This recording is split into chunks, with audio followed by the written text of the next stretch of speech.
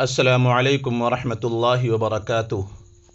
معزز سامعین، آج آپ کو نبی کریم صلی اللہ علیہ وسلم کا ایک ایسا خواب سنانے جا رہا ہوں جو آپ کے دل کو جھنجھوڑ کر رکھ دے گا۔ اس خواب میں جھوٹ بولنے والوں، سود خوروں اور زناکاروں کی ایسی لرزہ خیز سزائیں دکھائی گئیں جو آپ نے کبھی نہ سنی ہوں گی۔ یہ خواب ہمیں خبردار کرتا ہے کہ کیسے برائیاں انسان کو ہلاکت میں ڈال دیتی ہیں، لیکن اسی خواب میں جنت کے خوبصورت مناظر، شہداء اور معصوم بچوں کے اعلیٰ مقامات بھی دکھائے گئے ہیں۔ یہ سن کر آپ کے دل میں ایمان کی ایک نئی چنگاری جل اٹھے گی۔ یہ موقع مت گنوائیں، فوراً سننا شروع کریں۔ حضور اکرم صلی اللہ علیہ وسلم کا معمول تھا کہ فجر کی نماز کے بعد صحابہ کرام سے دریافت فرما لیا کرتے تھے کہ تم میں سے کسی نے کوئی خواب دیکھا ہے یا نہیں۔ اگر کسی نے دیکھا ہوتا تو آپ صلی اللہ علیہ وسلم اس کی تعبیر بتا دیا کرتے تھے۔ چنانچہ ایک مرتبہ جب آپ نے صحابہ کرام سے دریافت فرمایا اور کسی نے بھی خواب کا تذکرہ نہ کیا تو حضور اکرم صلی اللہ علیہ وسلم نے ارشاد فرمایا کہ آج میں نے ایک خواب دیکھا ہے کہ دو آدمی میرے پاس آئے ہیں جو میرا ہاتھ پکڑ کر مجھ کو ایک مقدس سرزمین کی طرف لے چلے ہیں۔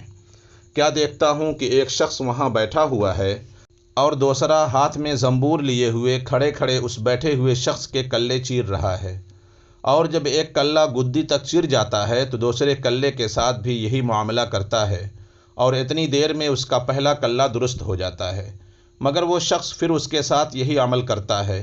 یہ دیکھ کر میں نے دریافت کیا کہ آخر یہ کیا بات ہے؟ تو وہ دونوں کہنے لگے، آگے چلیے۔ ہم آگے چلے تو ایک ایسے شخص کے پاس سے گزر ہوا جو لیٹا ہوا ہے، اور دوسرا شخص اپنے ہاتھ میں ایک بھاری پتھر لیے اس لیٹے ہوئے شخص کے سر کو نہایت بے دردی سے کچل رہا ہے۔ چنانچہ جب وہ شخص اس کے سر پر زور سے پتھر مارتا ہے تو پتھر لڑھک کر دور جا گرتا ہے، اور وہ شخص ابھی اس پتھر کو لانے بھی نہیں پاتا کہ اس کا سر پھر درست ہو جاتا ہے، اور پھر وہ اسی طرح اس کا سر پھوڑتا ہے۔ یہ ماجرا دیکھ کر میں نے دریافت کیا کہ یہ کیا قصہ ہے؟ تو وہ دونوں آدمی کہنے لگے، آگے چلیے۔ جب آگے چل کر ہم ایسے غار پر پہنچے جو تنور کی طرح اندر سے کشادہ تھا اور اوپر سے تنگ، جس میں آگ دہک رہی تھی اور بہت سے مرد و عورت اس میں پڑے تھے۔ جب آگ کے شعلے بلند ہوتے تھے تو وہ سب اوپر اٹھ آتے اور نکلنے کے قریب ہو جاتے تھے، اور جب آگ نیچے بیٹھتی تو اس کے ساتھ نیچے چلے جاتے تھے۔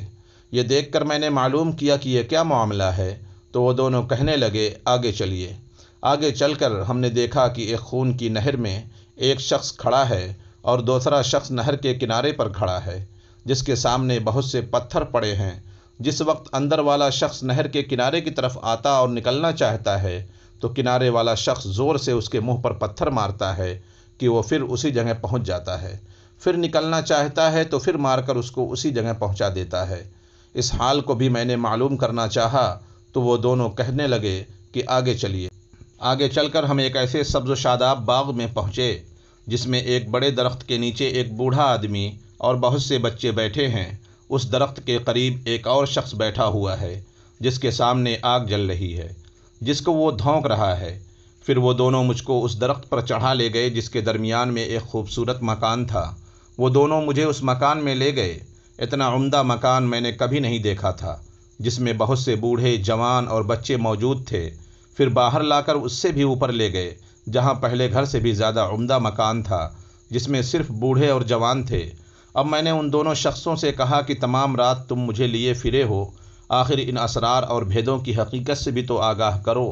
جب انہوں نے بتایا کہ جس شخص کے کلے چیرے جا رہے تھے وہ جھوٹا شخص ہے جس کی جھوٹی باتیں دنیا میں مشہور ہو جاتی تھیں، قیامت تک وہ اسی سزا میں مبتلا رہے گا، اور جس کا سر پھوڑا جا رہا تھا وہ ایسا شخص ہے جس کو اللہ تعالیٰ نے علم قرآن عطا فرمایا، مگر رات کو غافل ہو کر سو رہتا اور دن کو اس پر عمل نہ کرتا تھا۔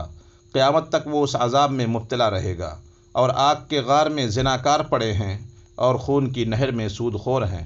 ہاں، وہ بڑے میاں جو سرسبز درخت کے نیچے بیٹھے تھے وہ حضرت ابراہیم علیہ السلام ہیں، اور ان کے گرد لوگوں کی نابالغ اولاد ہیں، اور اسی درخت کے قریب جو آگ دھونکنے والا شخص آپ نے دیکھا وہ مالک داروغے دوزخ ہے، اور درخت کے اوپر والا وہ پہلا گھر جس میں آپ داخل ہوئے تھے عام مسلمانوں کا گھر ہے، اور دوسرا شہیدوں اور ہم دونوں آدمیوں میں میں جبرائیل ہوں، اور یہ میکائیل ہیں۔ اس کے بعد کہنے لگے ذرا سر اوپر اٹھائیے۔ میں نے سر اٹھا کر دیکھا تو میرے اوپر ایک سفید بادل مجھے نظر آیا۔ وہ کہنے لگے یہ آپ کا گھر ہے۔ اس پر میں نے کہا تو مجھے چھوڑ دو، میں اپنے گھر میں داخل ہو جاؤں۔ ان لوگوں نے کہا کہ نہیں، ابھی آپ کی عمر پوری نہیں ہوئی، اگر پوری ہو چکی ہوتی تو ابھی چلے جاتے۔ معزز سامعین، انبیاء کا خواب بھی وحی ہوتا ہے۔ اس سچی حکایت سے جھوٹ، بے عملی یعنی قرآن پاک کا علم ہونے کے باوجود اس پر عمل نہ کرنا، نیز زناکار، سود خور، ان سب کی سزاؤں کا حال، نابالغوں، عام مسلمانوں اور شہداء کے درجات کا حال معلوم ہوا۔ اللہ تعالی ہم سب مسلمانوں کو ہر قسم کی برائیوں سے محفوظ رکھے اور نیک عمل کی توفیق عطا فرمائے۔ آمین ثم آمین۔